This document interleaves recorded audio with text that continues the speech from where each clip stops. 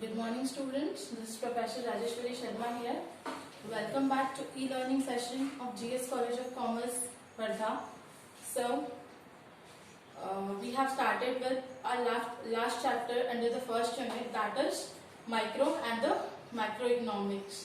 And in previous lecture, we have discussed the microeconomics, its introduction, features, subject matter or scope, merits, demerits. Today we would be starting with the macroeconomics. So let's start with what is macroeconomics. See, while giving the introduction to economics, I have told you that macroeconomics is a term which is derived from Greek word macros, and this term has been coined by Ragnar Frisch of Oslo University in year 1933. And as the macros means large, so macroeconomics is that branch of economics which deals with the nation as a whole or the aggregates of economy like national income, national output, GDP, unemployment, poverty, inflation, deflation, etc. So the macroeconomics is that branch of economics which deals with economy as a whole and the aggregate of economy. It doesn't focus on the behavior of individual economic units. So now we will move towards the definition of macroeconomics. So first definition is given by Kenneth Boulding. In his definition he says, macroeconomics deals not with individual quantities as such, but with aggregates of these quantities, not with individual incomes, but with national income, not with individual prices, but with price level, not with individual output, but with national output. So this definition is basically stating that the macroeconomics is that branch of economics which deals with the aggregates like the national income, national output, price level, etc. And this definition is also making the comparison between the variables under the microeconomics and variables under the macroeconomics. Another definition is given by J.L. Henson. He says, macroeconomics is that branch of economics which considers the relationship between large aggregates such as volume of employment, total amount of savings, investment, national income. So this definition is basically focusing on the interrelationship between the various economic variables like the employment, savings, investment, national income, etc. So now we will move towards the scope of macroeconomics. So it basically consists of the four theories. First one is theory of income and employment. Second one is theory of general price level and inflation. Third one is theory of economic growth and development. And the last one is macro theory of distribution. See, while discussing the microeconomics, I have told you that microeconomics is also known as price theory. And when we talk of macroeconomics, so it's also known as theory of income and employment. So let's start with the theory of income and employment. See, whenever you're talking about the growth or the development, economic growth or the economic development of particular economy, how will you recognize that economy is either making progress or it's going down? So there are certain indicators like the national income of particular economy, national output of particular economy, the employment level in that particular economy, the GDP of that particular economy. So these are the indicators by which you can determine the progress of particular economy. So macroeconomics is that branch of economics which analyzes what determines the national income and employment and what are the factors which leads to fluctuation in this income and employment. When we talk of national income and employment, so there are various factors which has its influence on this, like the aggregate demand, the aggregate supply, aggregate investment, aggregate savings, All these are the factors which are having its influence on the theory, national income and the employment level in the economy. So the macroeconomics helps to determine what factor actually decides the level of national income and the employment in the economy, and what are the factors that are influencing the national income and the employment in particular economy. So to understand this, we have various tools under the macroeconomics, like the determinants of aggregate demand, aggregate supply, then the investment function, consumption function, the theories of business cycle, etc. So we have all these theories to determine the level of national income and employment under the macroeconomic analysis. Therefore, macroeconomics is also known as theory of income and employment.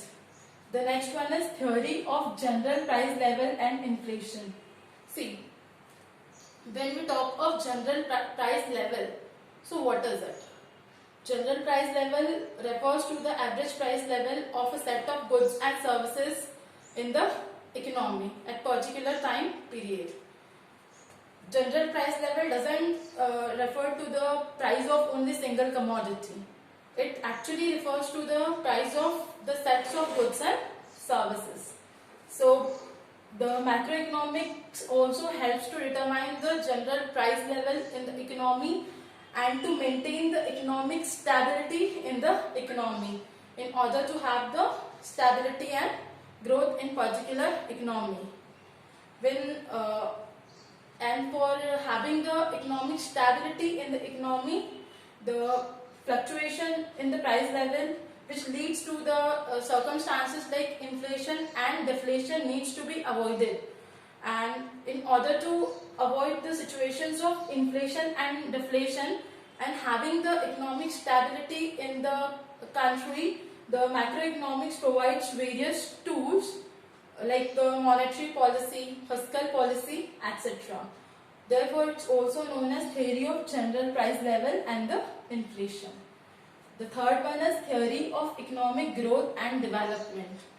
See, macroeconomics study the causes of the backwardness in the particular economy, the causes of underdevelopment in the particular economy, and the causes of poverty in the particular economy, and provides the strategies and the policy in order to remove those problems and accelerate the growth rate in a particular economy.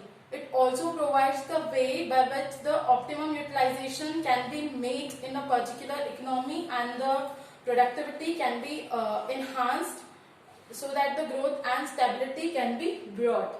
Therefore, the theory of economic growth and the development is also the subject matter of macroeconomics. The last one is macro theory of distribution. See, when we are talking about the theory of distribution, so it basically deals with the distribution of what? It basically deals with the distribution of national income. Distribution of national income among different factors of production, like the land, labor, capital, entrepreneur, and the distribution and share of the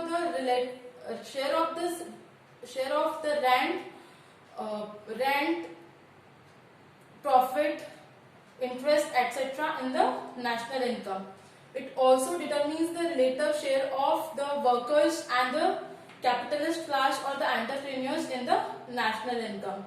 So therefore, the macroeconomics also known as macro theory of distribution.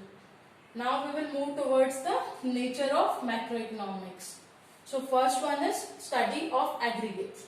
See, in the definition we have seen it does in the definition given by Kenneth Boulding, we have seen that macroeconomics is that branch of economics which deals with the aggregates only.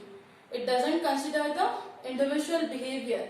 It doesn't study the behavior of individual economic agent like individual household, individual firm, individual industry, individual producer, individual supplier. It studies the behavior, it studies the aggregate. It studies the economy as a whole. It deals with the problem that persists on the national level. Like it considers the economic variable which are related with the economy as a whole, like national income, national output, employment, inflation, deflation, poverty, etc. Therefore, macroeconomics is the study of aggregate and not the study of individual. The second one is lumping method. See, what is mean by lumping? Meaning of lumping is to bring the things together. So, under the macroeconomics, the total national income is studied, the total national output is studied, the GDP of particular sector is not studied, but the GDP of the entire country is studied. So therefore, it uses the lumping method in its analysis because it considers the economy as a whole. It considers the aggregates. It is the aggregate of economics. Therefore, it uses lumping method. The third one is a general equilibrium analysis. See, while studying the microeconomics, I have told you that microeconomics is a partial equilibrium analysis which considers the functional relationship between only some factors, one or two factors, and assumes that the other factors remains constant. But when I talk about the general equilibrium analysis, so general equilibrium analysis is an analysis which considered the working of many economic variables at the same time and establishes the relationship between them. It is based on the principle that everything is depend upon everything else.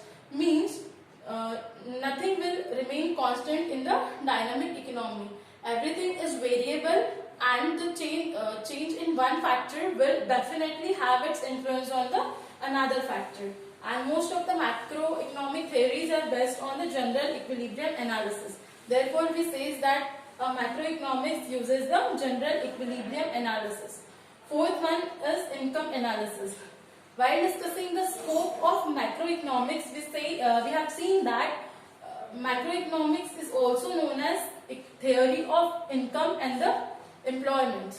Why it is called as theory of income and the employment? Because the macroeconomics helps to study what determines the level of national income and the level of employment in a particular economy, and what are the factors which influences the level of national income in the particular economy. Therefore, it's also known as income analysis. Fifth one is policy oriented. According to Keynes, the macroeconomics is a policy oriented science. Now, why he says so? Because the variables under the macroeconomics, the theories under the macroeconomics helps to solve the various problems which persist in the economy. Like the problem of the inflation, deflation can be resolved using monetary policy, monetary policy and the fiscal policy. The problem of unemployment can also be studied and solved with by using the various tools which are available under the macroeconomics. Hence, it is policy oriented. Let's take an example.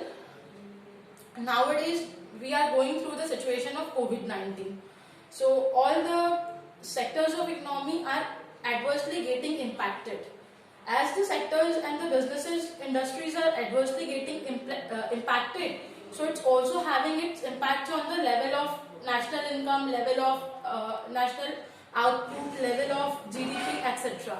So, when all these things are happening in the economy, so macroeconomics helps to study this problem and helps to get the solution of this problem. Like when we have seen that everything is getting adverse in the economy, GDP is going down, the people are losing their employment level. So what our government did?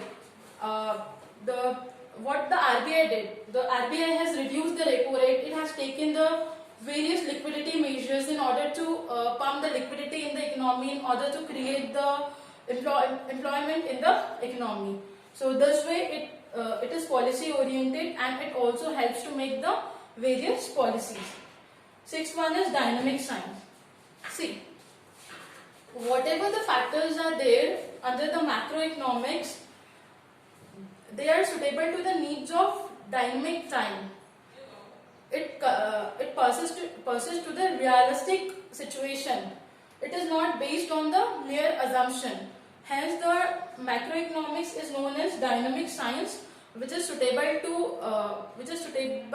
to be used for solving the various problems that is being faced by economy in this dynamic era.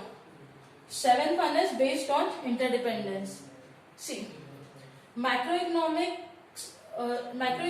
analysis is based on interdependence. It says there is a relationship between the various factors like level of investment, level of consumption, level of employment,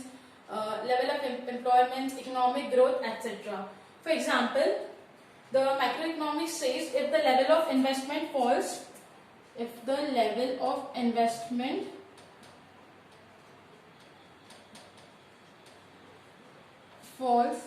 then there will be economic growth will also adversely impact it. So in this way, the macroeconomic analysis is based on interdependence.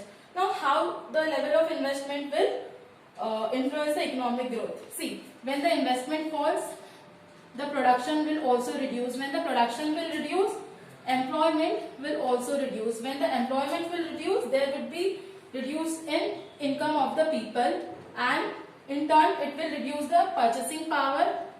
When the purchasing power will reduce, it will reduce the aggregate demand, and when there will be reduction in aggregate demand, so producers will not earn much profit and they will reduce their investment. So that will adversely impact the economic growth. So this way it makes the interrelationship of the different variables and studies the various economic problems and gives the solution to the various economic problems. Therefore, the macroeconomics is based on interdependence. So today we have dealt with the scope of macroeconomics and the nature of macroeconomics. So tomorrow we would be discussing the merits and demerits of macroeconomics. Till then, stay safe, keep studying. Thank you.